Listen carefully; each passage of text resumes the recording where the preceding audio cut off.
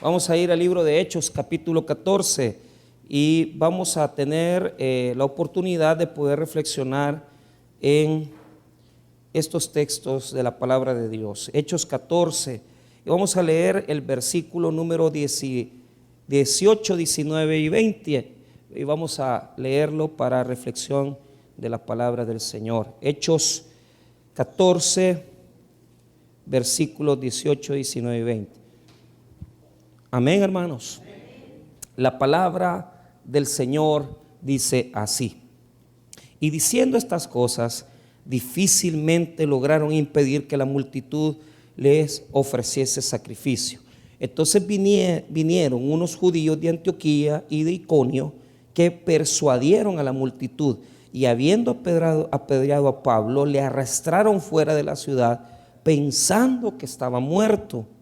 Pero rodeándole los discípulos, se levantó y entró en la ciudad, y al día siguiente salió con Bernabé para Derbe. Vamos a orar.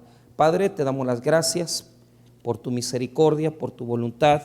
Oramos para que en esta noche, bendito Señor, hables a nuestros corazones, que puedas ministrar nuestras vidas y que nos ayudes, bendito Señor, a poder llevar las marcas del sufrimiento de Cristo. Te damos las gracias.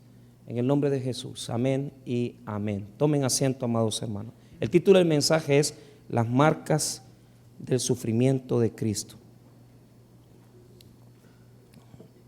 Las marcas del sufrimiento de Cristo. Muy bien.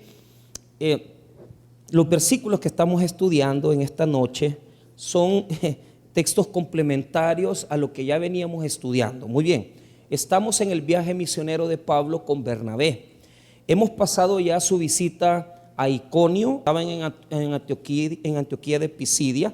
Después llevamos el mensaje misionero a Iconio, después pasamos a Listra. Entonces, la semana antepasada que yo le pedí al pastor Jaime que me cubriera, porque tenemos un culto de hombres en la central y teníamos que participar, entonces me cubrió la semana pasada. Entonces, llegamos a Listra y sucedió allí que hubo un gran portento, un milagro. ¿Por qué razón? Se recuerdan cuando habíamos leído esta situación, que los de Listra, por el milagro que había sucedido acerca de la sanidad de una persona que estaba en una condición era un hombre cojo de nacimiento, y se dio el gran prodigio de su sanidad. Entonces los de Listra quisieron dar una adoración a Pablo y a Bernabé. Entonces eso ya lo habíamos manifestado la última vez, y dijimos que Pablo neutralizó la idolatría que ellos tenían, porque al ser una comunidad con una cultura pagana, ellos estaban acostumbrados a adorar a muchos dioses. Entonces lo que hizo Pablo fue explicarles que hay un Dios verdadero. Y en esa expresión del Dios verdadero, prácticamente Pablo les predicó desde el versículo 15 hasta el 17, explicándoles que el Dios viviente, el verdadero Dios, es el Dios que ha tenido el cuidado de ellos, que es el cuidador de los cultivos, que Él ha bendecido sus vidas y dándoles alegría a través de lo que han cultivado en la tierra y les ha dado de comer. Es decir, Pablo trató de sacar a estos señores de la idolatría con un mensaje especificando por qué Dios es el Dios de la naturaleza, ¿verdad? Ahora, no utilizó las escrituras porque al estar predicándole al mundo pagano, no podía usar las escrituras. Es decir, Pablo no iba a venir, cuando le habla a los judíos utiliza las escrituras, habla de los profetas, habla de los salmos, pero cuando habla a los gentiles que son paganos y que tienen muchos dioses, entonces utiliza otra forma de enseñanza, que es explicarles que Dios está siempre en la naturaleza y que se ha revelado a ellos, que es un argumento que Pablo va a volver a utilizar en Romanos, en el capítulo 1 y 2, donde él dice de que ellos habían adorado a las criaturas, ¿verdad? Y no al verdadero creador. Entonces, eso lo explicamos ya y hemos llegado hasta el versículo número 18. Ahora, en esta porción de versículos, vamos a aprender cuál es la reacción de estas personas. O sea, en este momento los quieren tomar para adorarlos. Vea usted conmigo rápidamente en el versículo número 11. Entonces la gente, visto lo que Pablo había hecho, alzó la voz diciendo en lengua licaónica: dioses bajo la semejanza de hombres han descendido a nosotros. Y a Bernabé llamaban Júpiter y a Pablo Mercurio, porque este era el que llevaba la palabra. Entonces, ¿qué es lo que sucede? Los quieren adorar, les quieren rendir adoración. Pero vea, ¿qué es lo que sucede? En este momento donde ellos están explicando, primero Pablo les dice: no somos hombres igual que ustedes. Eso es lo primero que dice Pablo. Lo segundo que dice es que hay un Dios verdadero, un Dios viviente, el Dios único y verdadero. Entonces, que no necesitan adorarlos a ellos. Pero ¿qué sucede? La gente se queda que, bueno, ¿y cómo es eso? Pues había una condición que ellos querían expresar su idolatría, adorarles a ellos por el prodigio que había sucedido, pero con mucha dificultad. Fíjense bien, con mucha dificultad provocaron en ellos que se detuvieran. Vea el versículo 18. Y diciendo estas cosas, difícilmente lograron impedir que la multitud les ofreciese sacrificio. La multitud, ya conmigo, la multitud. Mira, el comportamiento de las multitudes en los evangelios y en el libro de Hechos es igual. ¿Por qué? Fíjese que se nota con claridad que estas multitudes son gente que lo único que quiere es ser impresionada, ¿verdad?, por el hecho de la sanidad y los milagros, pero realmente no tienen fundamento. ¿Por qué? Porque en un momento les quieren adorar, en un momento les quieren rendir sacrificio y homenaje, pero ya vamos a ver lo que va a pasar. Se detuvieron. Ellos dijeron: ok, ya entendimos, no te vamos a dar sacrificio, pero esto es una ofensa para nosotros, porque nosotros te queremos rendir adoración, Pablo y Bernabé, porque ustedes son Júpiter y Mercurio, son dioses, y como ustedes no nos permiten hacerlo, entonces hay una condición en ellos que se da de una ofensa. Es decir, el pueblo se siente ofendido porque no les permitieron rendirles adoración. Y aunque el sermón de Pablo, el sermoncito pequeño del 15 al 17 estuvo muy bonito, ¿verdad?, explicándoles que el verdadero Dios, a ellos no les importa, porque ellos son paganos. A ellos les encanta adorar cualquier otra cosa que no sea el Dios verdadero. Si son imágenes, si son personas que hacen prodigios, ellos lo van a adorar. Pero en este momento, en el verso 18, se sienten ofendidos. Eso es lo que dice Bruce en su comentario. Dice F.F. Bruce, dice: estos personajes de Listra tuvieron que sentir una gran ofensa, porque al tener deseos ellos de presentar ofrendas a ellos, entonces, y Pablo y Bernabé se opusieron a eso, ellos se han de haber sentido ofendidos. Entonces, diga conmigo: en ese momento. Entonces, estos son espectaculares. ¿Por qué? Porque mire, estos judíos han venido siguiéndolos a ellos. Algunos comentaristas dicen que es probable que venían incluso siguiendo su rastro. Es decir, venían detrás de Pablo y Bernabé en las ciudades, han venido detrás de ellos en Iconio, han venido detrás de ellos en Listra. Y en este momento, en donde la multitud está deseosa de presentar sacrificio y adorar a Pablo y a Bernabé por el milagro, en ese momento particular aparecen estos perseguidores de Pablo y Bernabé, estos judíos que están molestos con el ministerio misionero de Pablo.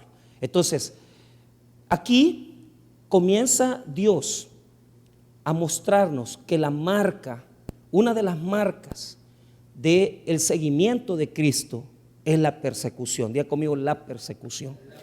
Nosotros realmente en nuestros países no sufrimos de persecución aparentemente, ¿verdad? Pero sí hemos pasado etapas muy duras donde como cristianos, ¿verdad?, en las comunidades hemos padecido bastantes situaciones difíciles, en algunos casos peligro de muerte, porque eran comunidades entregadas a organizaciones delictivas, eran comunidades llenas de muchos asesinatos, y las iglesias evangélicas ahí en medio, pues incluso iglesias como Elín perdieron a uno de sus pastores en el ejercicio del ministerio. Y se entiende o se cree que uno de estos asesinatos fue por el hecho de órdenes de las pandillas, pues que querían pasar factura porque tal vez una iglesia no está alineada, ¿verdad?, a lo que tal vez se quiere decir o hablar. Entonces, venimos de una etapa peligrosa, pero en los 80s, los que vienen ya con algún kilometraje, que todavía no hemos llegado a los 100,000, pero que ya casi llegamos, ¿verdad? Ustedes saben que en los años 80 y 90, en el conflicto armado, la iglesia evangélica tuvo un gran crecimiento, porque la gente, a través de la guerra y el conflicto armado civil que hubo en el país, encontró la iglesia evangélica como un lugar de refugio. Y mire, en los principios y finales de los años 90, la iglesia experimentó un crecimiento, porque gracias al Señor, después de los acuerdos de paz, la gente siguió adorando, siguió llegando más a las iglesias, pero veníamos de un conflicto armado que dejó a nuestras familias sin padres. Muchos emigraron a Estados Unidos, otros murieron en la guerra, hubo mucho secuestro, pero la gente en el conflicto armado llegaba a las congregaciones. Entonces, ¿hemos recibido persecuciones? Sí, pero no tanto por el evangelio. Lo que sí ha habido es rechazo, porque a mí me ha tocado, yo me recuerdo en los años, y se lo digo como en el año 2004, 2005, yo recuerdo haber llegado a San Buenaventura, un pueblito que está allá por el lado de Jucuapa, en el lado ya llegando a San Miguel, y fíjese que en la iglesia se nos daban un pick-up rotulado con los rótulos del Tabernáculo Bíblico Bautista, y yo recuerdo, hermano, que una tarde yo llegué a supervisar la iglesia de esa comunidad en el 2005, pero San Buenaventura es un pueblito religioso, es un pueblito bien entregado a la religión. Y yo recuerdo haber entrado, ¿verdad?, por la calle principal, haber pasado por los portales que están por el parque, y ahí unos señores me comenzaron a ofender, así a decirme, a gritarme. Yo llevaba las ventanas abajo, aquí no queremos tal cosa, y ofenderme, pues, y con malas palabras. Entonces, eso fue en el 2005. Ahora ya no existe ese ambiente tan nocivo, pero sí nos ha pasado que en muchas comunidades de pueblos aledaños el evangelio no es bien visto y hay mucha oposición. Si hay una iglesia evangélica, no le abren las puertas, hay problemas, pero eso en poquitos lugares. Me acuerdo en comunidad Ángela Montano. Fíjense que hasta este momento, para mí, la comunidad Ángela Montano es una comunidad de excombatientes. Entonces, en el año 2006 hablaron al tabernáculo central para que mandaran al supervisor de la zona, que en esa época a nosotros nos tocaba ver eso, ¿verdad? Entonces yo llegué una tarde del 2006 y llegué a la comunidad Ángela Montano. Usted pasa el EMPA y la comunidad Ángela Montano queda un poquito adelante de Tierra Blanca, solo que usted tiene que meterse en el cantón. Y fíjese que entré a la galera, estaba allí un pastor, el pastor se llamaba Roberto Araya. Entonces Roberto me dice: pastor, los hermanos, fíjese bien, quieren hablar con usted. Excelente. Entonces yo me senté a platicar con ellos, eran como unas 20 personas.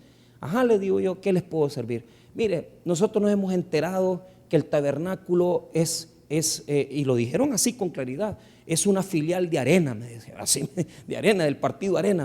Entonces lo que queremos es, como nosotros no queremos nada con Arena, es que esta propiedad, fíjense lo que querían los científicos, querían que se las traspasáramos a las 20 personas de las que estaban allí, que les pasáramos la propiedad que era del tabernáculo a nombre de los 20.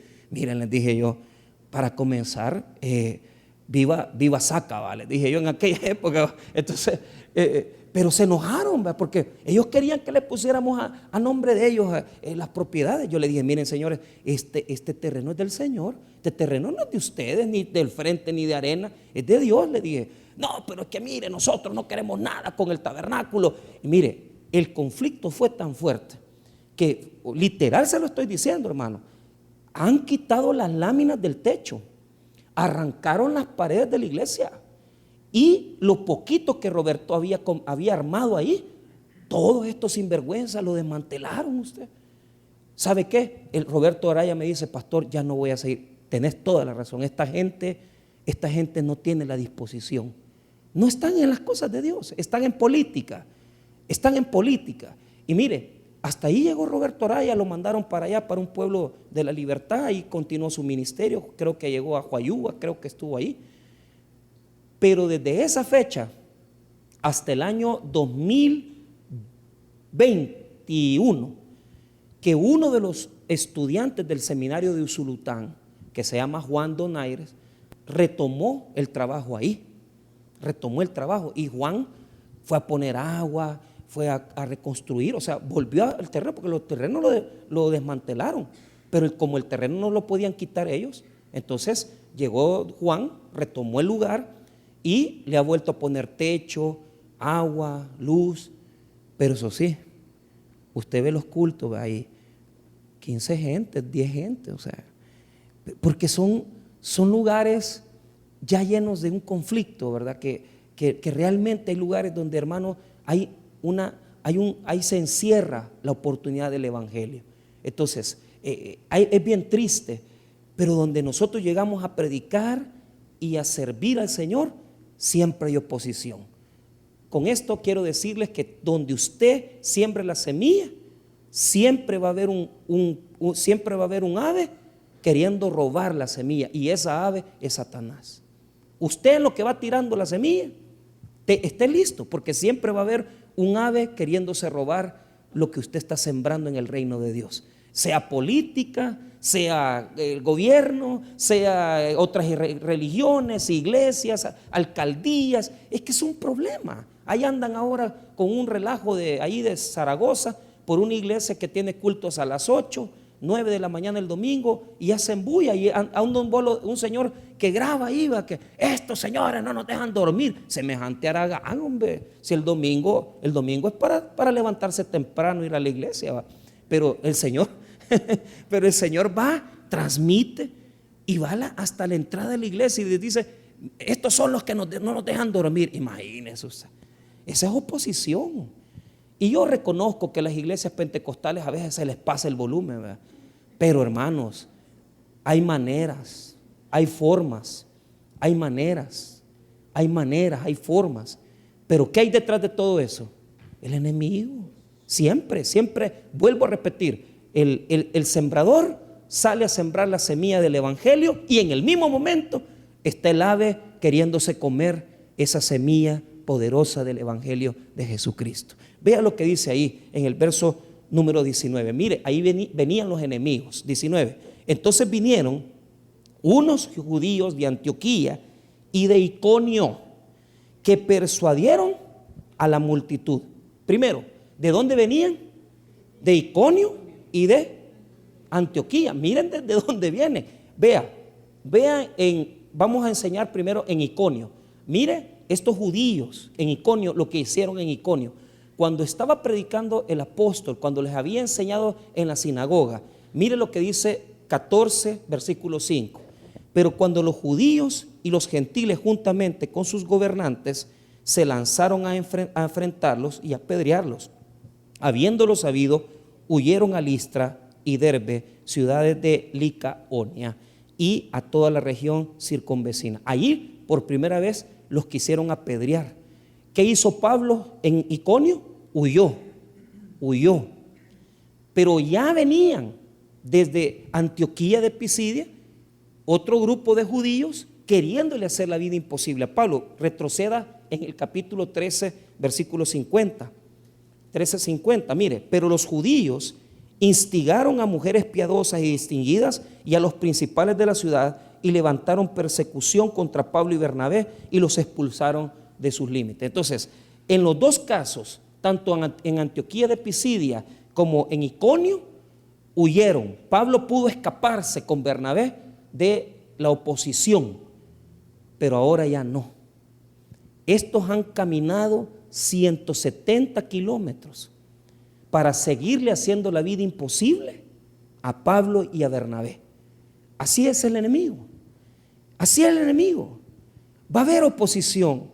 No es fácil el evangelio. Y yo quiero decirles, hermano, que aquellos que evangelizan, que sirven, o sea, yo creo que ustedes ya habrán tenido estas experiencias, que usted quiere predicar, quiere servir, quiere evangelizar, y desde la casa, desde la misma familia, un hijo, un esposo que no deja, una familia que lo avergüenza a uno porque está viniendo a la iglesia y le dice: ya te hiciste de la iglesia de Toby, y la gente nos avergüenza y nos humilla, hasta tener que soportar los ataques de compañeros de trabajo que nos dicen: mira, y vos que te has hecho cristiano, que te has hecho aleluya, y nos humillan.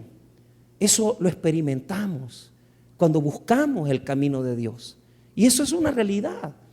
Eso es una realidad. Yo visito, cuando llego a Usulután y necesito comprar artículos, ¿verdad? Yo tengo una hermana, una amiga que se congregó muchos años con nosotros, y ella me decía: pastor, yo tengo una gran oposición en mi casa, mis papás me ofende, me humilla y me maltrata y me dice qué voy a ir a hacer a la iglesia. Ahora ya ella está casada, ¿va?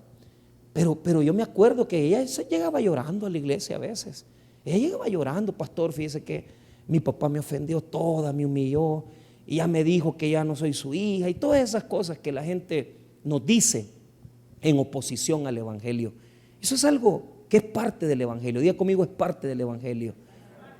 Eso es parte, la oposición es parte del evangelio. Entonces, estos judíos caminaron 170 kilómetros desde Antioquía de Pisidia y desde Iconio, solamente para arruinar el trabajo evangelístico de Pablo y de Bernabé en Listra. Solo para eso. Vea lo que dice el 19 nuevamente. Entonces vinieron unos judíos de Antioquía y de Iconio, que persuadieron a la multitud.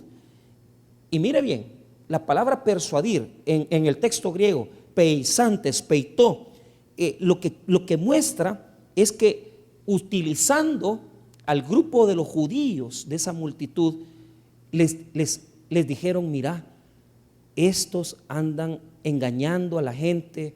No se sabe qué fue cómo los persuadieron, pero nosotros asumimos que lo que ellos tuvieron que haber manifestado es de que era un peligro que Pablo y Bernabé predicaran, porque el judaísmo estaba en peligro. Porque ¿qué es lo que ofrecía Pablo y Bernabé?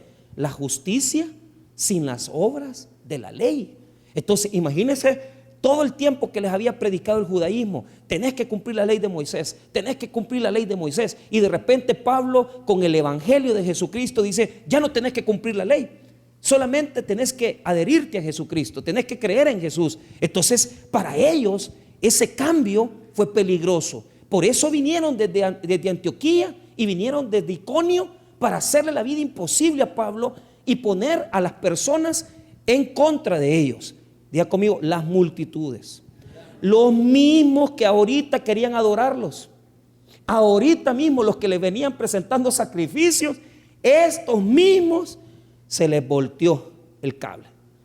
Así es la multitud, porque la multitud en la Biblia no está convencida. Las multitudes son peligrosas. Las multitudes, hermanos, se llenan de expectativas, y esa misma gente que te aplaude, que dice: ah, no, usted es bendecido, usted, Dios lo va a bendecir. Hay gente, hermano, que está en las iglesias y realmente no saben por qué están. Y a Jesús lo seguía un montón de gente por eso, por interés, por ver si sacaban un milagro, por ver si les daban de comer. Y esta gente es peligrosa. Nosotros tenemos que tener mucho cuidado, porque las multitudes en la Biblia son personas que solamente siguen, pero sin saber por qué. Y esto, hermano, es un fanatismo. Es decir: ah, sí, nosotros seguimos a Jesús, seguimos las cosas de Dios, pero inmediatamente les dejas de dar de comer, ya no regalas algo, ya no les das esto, en el mismo momento te dan la espalda. Fíjate que la primera misión que nosotros atendimos en 1998, fíjese que ahí hubo un error, se cometió una falla, y no voy a decir el nombre de la persona, pero es una señora que dio clases muchos años en el seminario de teología. Entonces iba el grupo de misioneros, iba la señora, iban los pastores Rodolfo, iba Israel, Rodolfo Méndez, Israel, el pastor Israel, y iba un grupo. Pero yo me acuerdo llegar allí, hermano, en el Cantón La Vega, y la señora les decía, como era la época del Mich, les decía: vamos a traer ayuda de parte de la iglesia para todos ustedes, para los damnificados del Michi, que no sé qué. 200 personas. Pregúntele a Rodolfo Méndez y pregúntele a Israel Carranza. Y Rodolfo predicaba 40 profesiones de fe, 50 profesiones de fe. El problema fue que no le llevamos nada. Entonces después querían lincharnos, porque la señora inventora les había dicho que les iba a regalar todo y no le regalaba nada a usted. Entonces el evangelio no debe de llevar preventas de nada. El evangelio no puede andar ofreciendo los beneficios. Nosotros no estamos para andar ni regalando comida. O sea, estoy hablando en el sentido de crecimiento. Claro, llevamos a las comunidades ayuda, eso no lo confundamos. Pero una iglesia que quiere crecer solo regalando y dando, se va a detener. Porque tarde o temprano esa gente que te sigue, porque le llevas una ropita, porque le llevas un sandwichito, pero no van por la palabra, no van por el evangelio. ¿Y qué significa eso? Significa que tarde o temprano esa gente se va a ir de la iglesia y va a dejar tirada la obra, pues. Y así ha pasado en muchos lugares del Salvador, que al principio llegaba la gente, los misioneros, llevaban ropa, llevaban ayuda, pero cuando ya dejaron de llevar, también llegaron de llegar ellos, ya no fueron a la iglesia. Por eso, como iglesia, nosotros tenemos que poner un énfasis en la predicación de la palabra de Dios. Que mire, vamos a hacer un evento con el tuercas del superlibro, pero claro, eso llama la atención. Pero nosotros no tendríamos por qué estar trayendo gente aquí y diciéndoles, mire, les vamos a dar esto, este regalo, porque realmente eso no da crecimiento. Lo único que hace crecer a la gente en el pueblo evangélico es la predicación de la palabra de Dios. Y solo eso es lo único que vale la pena. Es lo único, no más, no hay que añadir. Y si usted no se enamora de eso, si usted no se enamora de la predicación, tenemos problemas. Porque es lo único importante aquí. Aquí no hay nada más importante que el evangelio. Entonces, lo demás, pues es parte de nuestra forma de desarrollo eclesiástico, de servicio, pero no es importante, no es lo más esencial. Pero cuando se pone eso como la única garantía de crecimiento, usted va a fracasar, hermano, usted va a ir para atrás. Si usted quiere crecer a puro regalo, usted no va a poder. Va a llegar un momento que va a parar, va a detener y la gente lo va a querer linchar. Estos señores que recién querían adorar a Pablo, mire lo que le hicieron en el verso 19, en la segunda parte. Mire lo que hicieron, después de decir, y habiendo apedreado a Pablo. Mire, en un momento lo adoraban y ahora ¿qué hicieron? Estaban tan enfurecidos que lo apedrearon. En el judaísmo, el apedreamiento había metodología. Entonces, nunca se podía tomar una piedra mayor que el puño de la mano. O sea, no era permitido, porque habría algún exagerado que quería agarrar un gran tetunte, así va. O sea, en el método judío de apedreamiento era la peor de los castigos en el judaísmo, el apedreamiento. A Pablo le están dando el mayor castigo judío por predicar el evangelio, hermanos, por predicar la palabra de Dios. Entonces, habían reglas. La primera era que no podía ser más grande que el puño. Entonces, usted podía tomar una piedra del tamaño del puño. 1, 2, tenía que haber orden. No podía tirársela a todo mundo, sino que primero era un grupo de la gente mayor y después la más joven, para que no se muriera inmediatamente, sino que la gracia del apedreamiento era que no matarlo de un solo y matarlo poco a poco y que todos vieran cómo se moría. Imagínense el morbo. Eso es lo que están haciendo con Pablo. Mire, lo apedrearon y después lo arrastraron, hermano, y lo sacaron de la ciudad. Vea lo que dice el 19 en la segunda parte. Le arrastraron fuera de la ciudad pensando que estaba muerto. No es que estaba muerto, muchos han pensado. O sea, hay un sabor ahí como que murió Pablo, pero no. Vea lo que dice, pensando que estaba muerto, estaba mal herido. por el Evangelio. Pero quiero recordarles que Pablo ya había visto esto. ¿Se acuerdan en qué evento participó Pablo de apedreamiento? En la muerte de Esteban. Y ahí le tocó él ser de los que estaban viendo, testigos de la muerte de Esteban. Mire lo que ahora sucede. Tú participaste en el asesinato de Esteban y ahora tú estás participando del sufrimiento que Esteban sufrió, padeció. ¿Sabe por qué? Porque en el Evangelio estamos llamados a llevar la cruz detrás de Cristo. Fíjese que el Evangelio de Lucas, diga conmigo, ejemplo, es el que presenta una ilustración con mucho énfasis. ¿Se acuerdan ustedes de Simón de Cirene? Simón de Cirene fue aquel que llamaron para llevar la cruz de Cristo. Entonces, pero en el Evangelio de Lucas, Simón de Cirene aparece siguiendo los pasos de Jesús. Diga conmigo, siguiendo los pasos de Jesús. ¿Por qué? Porque el cristiano, al igual que Cristo, va a padecer sufrimiento. Y así como Jesús sufrió, nosotros también sufriremos. Y este no es un mensaje que sea atractivo. A nadie le gusta seguir los pasos de Jesús en eso, porque nadie se lo dicen. O sea, a todos nos dicen hay que seguir los pasos de Jesús en obediencia, sí, pero también tenés que entender que en el seguimiento de los pasos de Cristo hay dolor, porque así como Jesús llevó la cruz, nosotros estamos llevados y llamados a caminar detrás de Él con nuestras propias cruces. Y este es el ejemplo, porque al igual que Cristo, que lo crucificaron llevándolo al Calvario, ahora Pablo sufre lo mismo que su Señor. No tal vez con los mismos clavos, no tal vez con los mismos azotes, pero sí con el mismo dolor. Entonces aquí hay algo importante. A Jesús le hicieron lo mismo las multitudes. Usted sabe eso, que a Jesús le hicieron lo mismo. Mire lo que dice Lucas 4, rápido, Lucas 4, vaya conmigo. Ahí Jesús está predicando en la sinagoga de Nazaret. Y mire lo mismo. En el 4,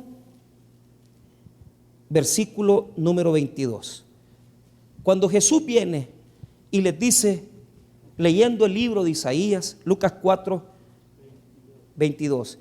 Él dice, el Espíritu del Señor está sobre mí, por cuanto me ha ungido para dar buenas nuevas a los pobres, me ha enviado a sanar a los quebrantados de corazón, a pregonar libertad a los cautivos y vista a los ciegos, a poner en libertad a los oprimidos, a predicar el año agradable del Señor. Entonces, cuando Jesús lee el rollo de Isaías, vea lo que dice la gente, mire lo que hace la gente, mire lo que dice, versículo 22, y todos daban buen testimonio de él y estaban maravillados de las palabras de gracia que salían de su boca y decían, ¿no es este el hijo de José? Día conmigo, estaban maravillados. Mira mira lo que ha declarado. Ha venido a dar un año de jubileo, un año de restauración, un año de liberación. Todo mundo se maravilló de Jesús. Pero inmediatamente después, cuando Jesús les exhortó, diga conmigo, les exhortó, que es lo que la gente no soporta, que es que los corrijan, porque cuando ya Jesús les tocó el tema de que en el Antiguo Testamento Dios visitó a una mujer pagana a través de Elías, una mujer que no era judía, eso no les gustó. Bueno, y entonces, ¿por qué nos estás exhortando? ¿Por qué nos estás diciendo que somos rebeldes? Entonces ahí ya no les gustó. ¿Y qué hicieron después? Mire lo que dice el mismo capítulo 4, verso 28. Al oír estas cosas, todos en la sinagoga se llenaron de ira. Y mire lo que hicieron. Y levantándose, le echaron fuera de la ciudad y le llevaron hasta la cumbre del monte sobre el cual estaba edificada la ciudad de ellos para despeñarle. Si en un ratito le estaban aplaudiendo y ahora lo querían matar, lo querían despeñar y no pudieron, hermano. No lo pudieron matar a Jesús porque todavía no era su tiempo. Pero hermanos, si Jesús vivió oposición, si Pablo vivió oposición, ¿quiénes somos nosotros para no vivirla? Dígame, ¿quién es usted para no sufrir las marcas de que muchas veces vamos a tener que sufrir? Óigame bien, oposición, vergüenza, burla, problemas, dificultades, necesidades. ¿Sabe qué es lo que a mí me da tristeza? A mí me da tristeza que hoy en día la iglesia evangélica se ha vuelto un club social. Aquí todo mundo, oigamos la palabra, escuchemos el evangelio, desayunos en los hoteles, predicaciones de grandes pastores. Hoy estaba viendo uno que mis respetos, Sugel Michel, Miguel Núñez, Javier Domínguez, 50 bolas, hermano. 50 dólares vale, hermano. Pagar 50 pesos, hermano. Y yo digo, ¿y por qué no buscan un patrocinador de dinero? Si hay un montón de gente que tiene plata y que les puede regalar, narcotraficantes y gente que les pueden ayudar. Pero ¿cuál es el problema? Todo bien calmadito. Aquí hay coffee break. Escuchen la conferencia, cafecito, pan dulce. Mire, hermano, yo vengo de un tiempo donde nos metíamos en los cantones, nos empolvábamos los zapatos, padecíamos grandes necesidades y nadie nos andaba llevando en carro y no había ni tan siquiera, hermano, para los buses. Y ahora la gente, medio llueve, ya no quieren venir a la iglesia.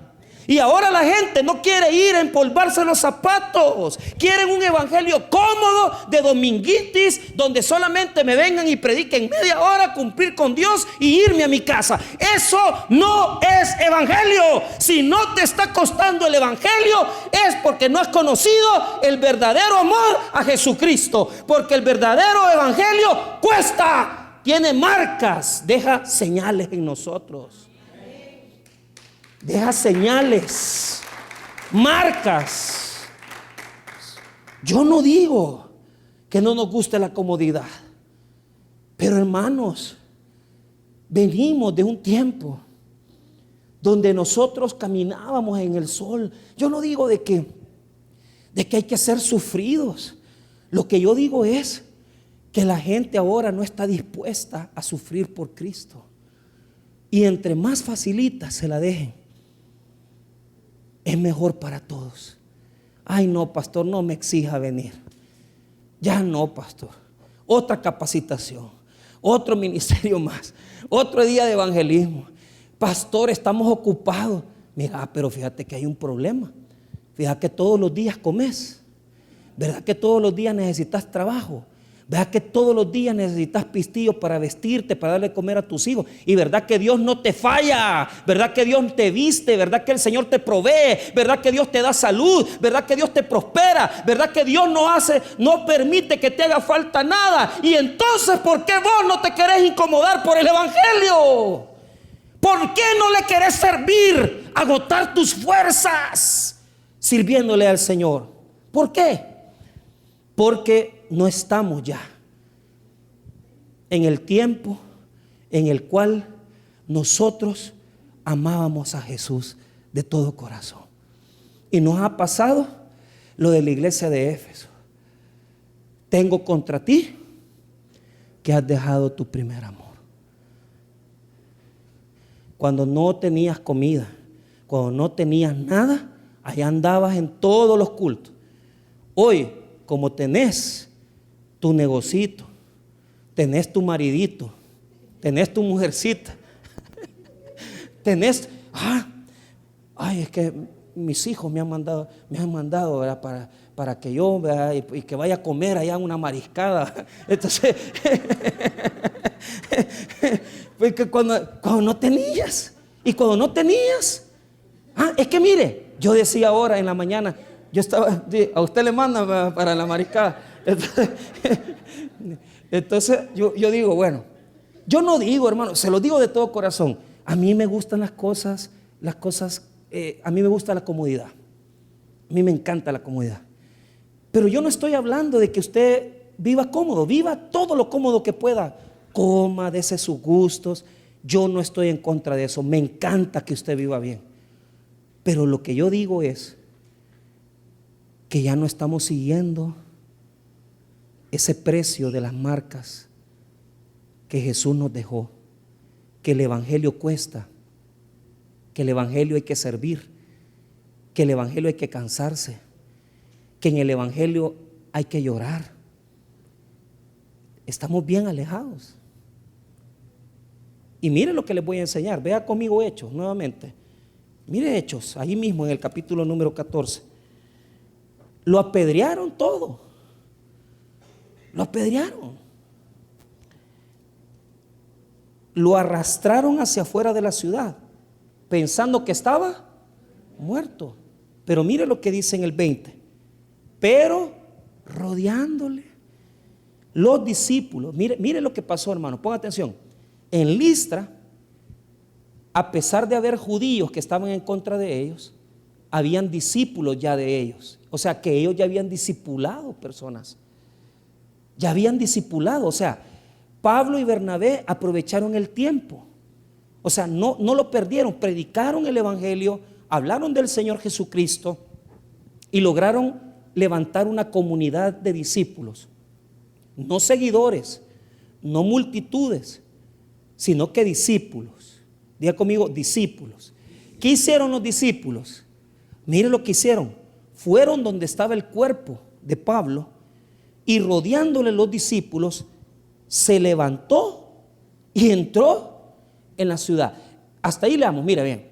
Aparentemente, han dicho algunos, estos son algunos eruditos. Tres cosas han dicho. Uno, que tiene el color de un milagro, como que haya resucitado, porque la palabra en griego que utiliza es la misma palabra para resurrección, anestemi. Se levantó. Se levantó, diga conmigo, se levantó. Entonces, pero ¿qué es lo que yo admiro? Que los discípulos no les dio vergüenza, porque también a los discípulos pudieron haberlos matado. También a los discípulos pudieron haberlos asesinado. Pero ¿qué es lo que hicieron los discípulos? Los rodearon para que no los siguieran maltratando. La palabra en el texto griego, esa palabra que significa rodear, es una palabra kuklo, que quiere decir que lo protegieron entre ellos. Es decir, no, hombre, aquí ya no lo toquen pues. Pero yo digo esto, mire bien. Nosotros, si fuéramos nosotros, no hubiéramos ido a proteger a Pablo. Si vemos que Pablo lo golpean, nosotros huimos. Ay Dios, digo, ¿para qué me voy a ir si yo voy, a mí también me van a agarrar en el régimen, a mí también me van a enchuchar? Y mira que puro garrotazo lo agarran a uno. Seamos honestos. Si usted le dice, ay pastor, nos está regañando la policía porque estamos haciendo un evento, le hago una pregunta: ¿usted se dejaría intimidar o seguiría? Es bien yuca eso, es bien complicado, porque yo le digo algo: si yo veo peligro y yo veo que van a estar encarcelando a la gente, entonces yo mejor huyo. yo no me quedo. Pues sí, ¿y qué quiere que me venga a dar garrote? No, hombre, hermano, ya no, ya, eso ya pasó, eso ya lo viví yo en los 90. Otra vez a sufrir por el evangelio, ya no. ¿Ah? Ya sufrí mucho. Entonces, pero seamos honestos, si vemos peligro, huimos. ¿Cómo nos vamos a poner a rodear a Pablo y decir, ay, no toquen a Pablo? No, hermano, nosotros salimos huyendo. Diga conmigo, no tuvieron vergüenza. No tuvieron vergüenza de protegerlo. Lo rodearon, no permitieron que lo tocaran. Pero mire qué precioso eso. Mire lo bonito. Los discípulos se levantó y entró en la ciudad. Mire, volvió a entrar necio, rebelde. Volvió a entrar en Listra después que le han dado palo, después que le han dado garrote. ¿Sabe por qué, hermano? Porque el evangelio es así. Nosotros no tendríamos que tener miedo ni de andar en los buses predicando, ni de andar, hermano, ni de andar caminando en la calle evangelizando. No tendríamos que tener miedo de poder, hermano, hacer predicaciones públicas, Pero ¿sabe qué es lo que sucede? Se ha perdido eso. Se ha perdido. Ya no. Hoy la gente es, aquí ya no vas a predicar. Y te vas. Ya nadie quiere enfrentar oposición. Todo el mundo quiere un evangelio suavecito. Deme una silla colchonada, deme aire acondicionado, póngame oscuro el templo, que eso es lo que yo quiero. Está bien, pero ese es el estilo gringo. Nosotros no somos gringos.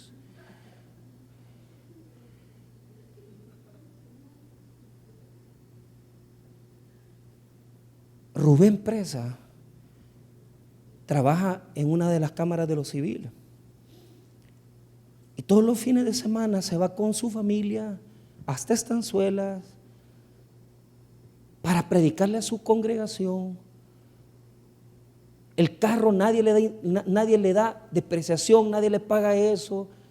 Ahí va con todas sus dificultades, con todo eso, que de repente viene a predicar un lado y está ahí sábado, domingo, y le han dicho un montón de veces, le ofrecemos una iglesia más grande, y todas las veces ha dicho que no. Y nosotros decimos, ay, hoy no quiero ir a la iglesia. Ay, no, hoy no voy a ir a ganar almas. Ay, no, hoy me voy para mi casa después de ganar almas. O sea, seamos sinceros, ¿va? Estoy hablándole a los hermanos que no son de aquí, ¿va? Que son tan sinvergüenzas también. O sea, ¿cómo es que vienen aquí, va? Vienen aquí, no se congregan aquí y se van también.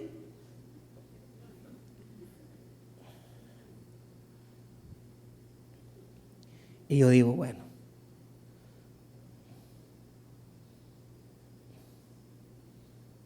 ¿qué pasa en el pueblo evangélico?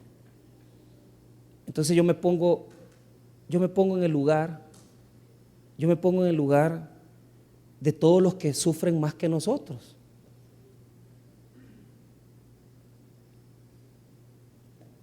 Porque yo digo, si Rubén, si Rómulo, que pedía ray, salía desde el lado de California, bajaba a la carretera de Oro y pedía ray que lo trajeran a Soyapango todos los miércoles y domingos.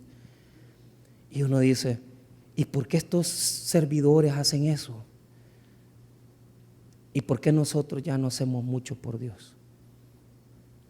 ¿Por qué ya no sufrimos tanto?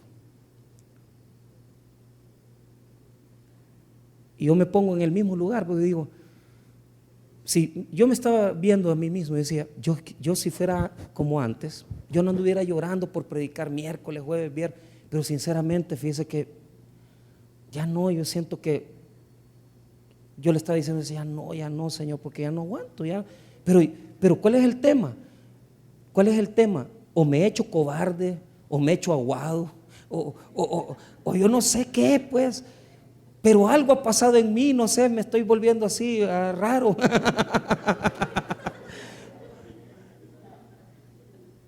Porque nos gusta la comodidad.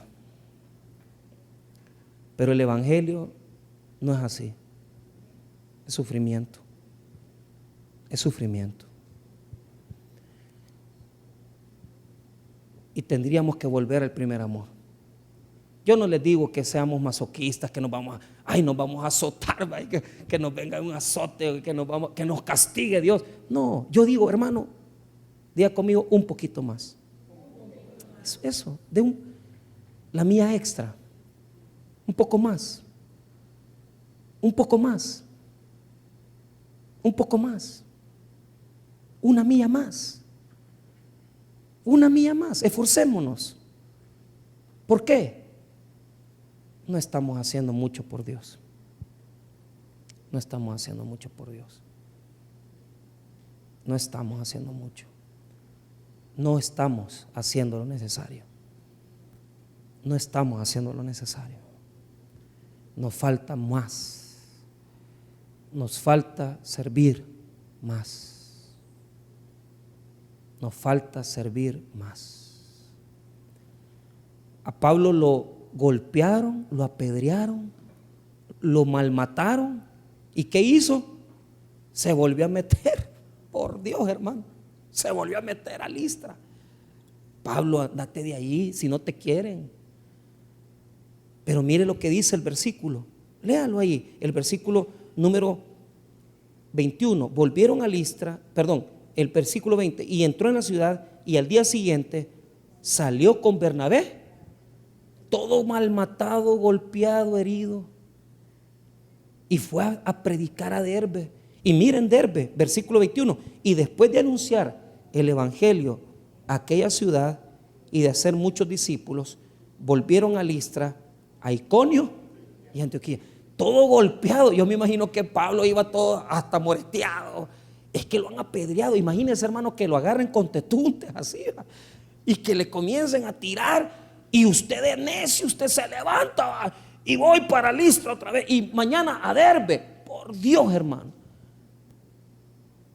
Es que ese es el evangelio.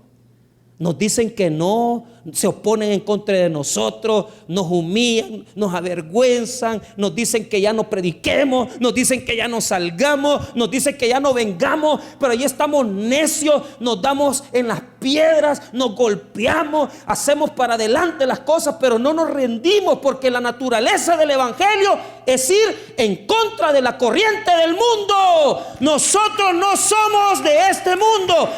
Corremos en contra, nos vamos a golpear, se van a oponer en contra de nosotros, nos van a decir ya no vengan, ya no prediquen, pero le vamos a seguir dando, porque esa es la naturaleza del evangelio.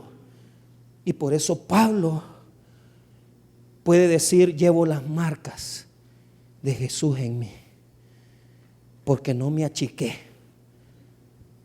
porque no me avergoncé, porque no me rendí. La pregunta que le quiero hacer a usted es: ¿usted está pagando el precio? ¿Está pagando el precio de seguir a Cristo? Solo se lo dejo así para cerrar. Vaya conmigo a Gálatas y con ese versículo vamos a cerrar. Solo se los dejo hasta ahí. Gálatas 6.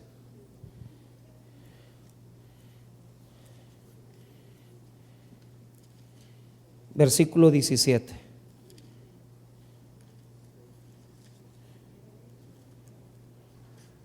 ¿Lo tiene?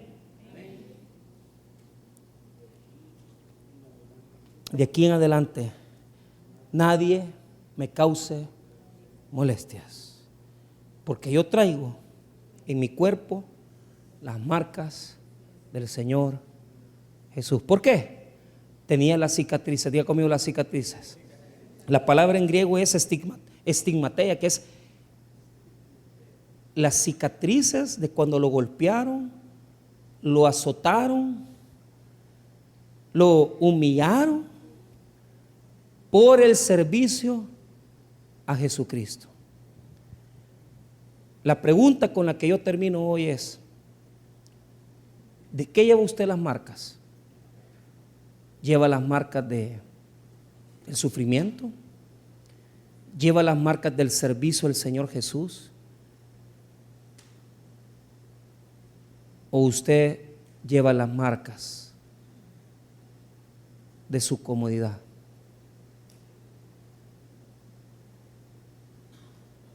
Pregúntese. Preguntémonos todos. Preguntémonos.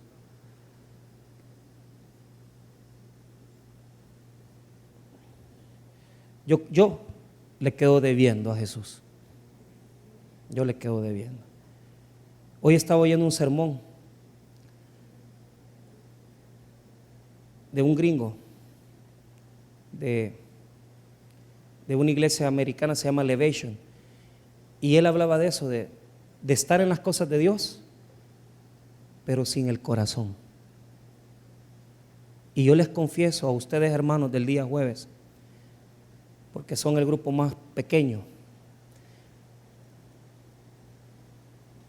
que muchas veces yo me he subido aquí